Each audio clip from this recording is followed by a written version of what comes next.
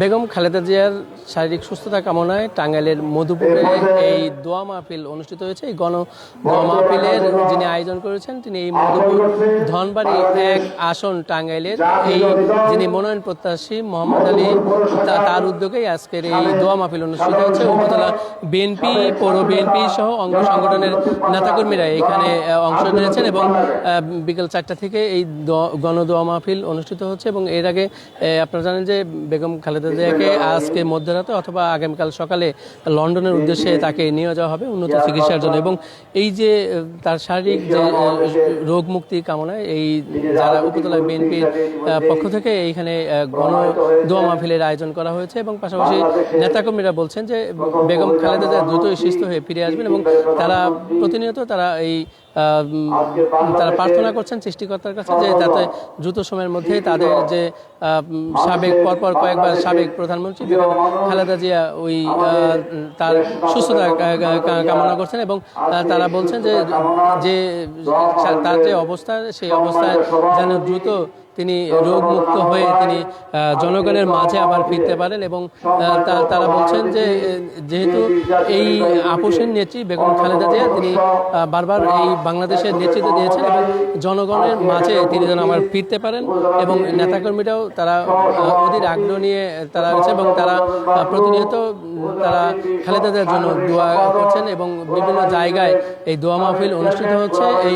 এই মধুপুরেও সেই দোয়া অনুষ্ঠিত হচ্ছে এবং নেতাকর্মীরা বলছেন যে এই যে দোয়া মাহফিল সেটি তার দ্রুত যেন তার জন্য সুস্থ হয়ে ফিরে আসেন। এবং আমরা একটু কথা বলবো এইখানকার যিনি যার জন্য উদ্যোগ হয়েছে অ্যাডভোকেট মোহাম্মদ আলী, আমরা জানবো তার কাছে এই যে আজকে কি কার্যক্রম রয়েছে, কি মানে এই আজকের দোয়াতে কি প্রার্থনা থাকবে। জি, আমরা আমাদের প্রাণপ্রিয় নেত্রী, দেশনেত্রী, আমাদের মা, বাংলাদেশের বর্তমানে যার ভারসাম্য বাংলাদেশ এখনো সঠিকভাবে পরিচালিত হচ্ছে, দেশনেত্রী বেগম খালেদা জিয়ার রোগ মুক্তি কামনায় আজকের এই মিলাদ এবং দোয়া মাহফিলের আমরা আয়োজন করেছি।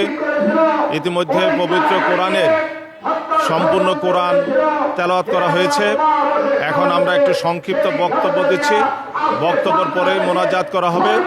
আল্লাহ যেন আমাদের নেত্রীকে, দেশনেত্রী বেগম খালেদা জিয়াকে সুস্থতা দান করেন, তিনি যেন সুস্থ হয়ে আবারও দেশের মানুষের খেদমত করতে পারেন, দেশ পরিচালনা করতে পারেন, সেই দোয়াই আমরা আজকের এই দোয়া মাহফিল থেকে করব। এবং সেই উদ্যোগেই আজকে মধুপুর উপজেলায় আমাদের উদ্যোগে এই দোয়া মাহফিলের আয়োজন করা হয়েছে।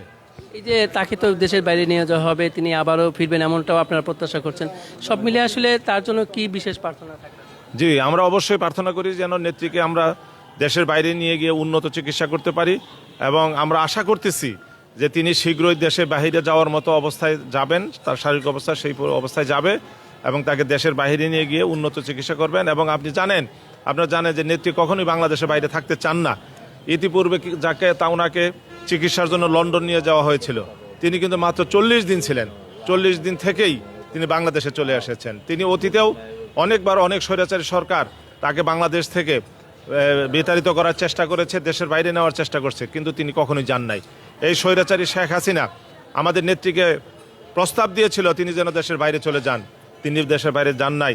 মিথ্যা মামলায় স্বৈরাচারী সরকার আমাদের নেত্রীকে জেল দিয়েছিল, তিনি 2 বছর কারাবরণ করেছেন। এবং এই 2 বছর কারাগারে যাওয়ার সময় তিনি সুস্থ মানুষ হেঁটে হেঁটে কারাগারে গিয়েছিলেন। আর 2 বছর পরে যখন তিনি ঘরে ফিরলেন তখন তাকে হুইল চেয়ারে করে নিয়ে আসতে হয়েছে। এবং সেই থেকেই তিনি যে অসুস্থ, সেই সুস্থতা তার আর সঠিকভাবে আসতেছে না। তো আমরা আশা করি আমাদের নেত্রী সুস্থ হবে এবং তিনি চিকিৎসা নিয়ে আমাদের মধ্যেই থাকবেন এবং বাংলাদেশের মানুষের সাথেই থাকবেন, তিনি দেশকে পরিচালনা করবেন, এটি আমরা প্রত্যাশা করি।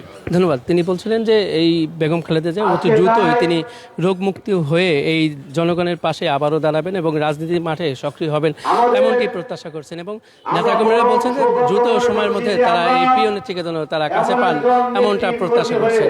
এই ছিল টাঙ্গাইল থেকে বেগম খালেদা জিয়ার দোয়া মাহফিল থেকে আমার কাছে সর্বশেষ।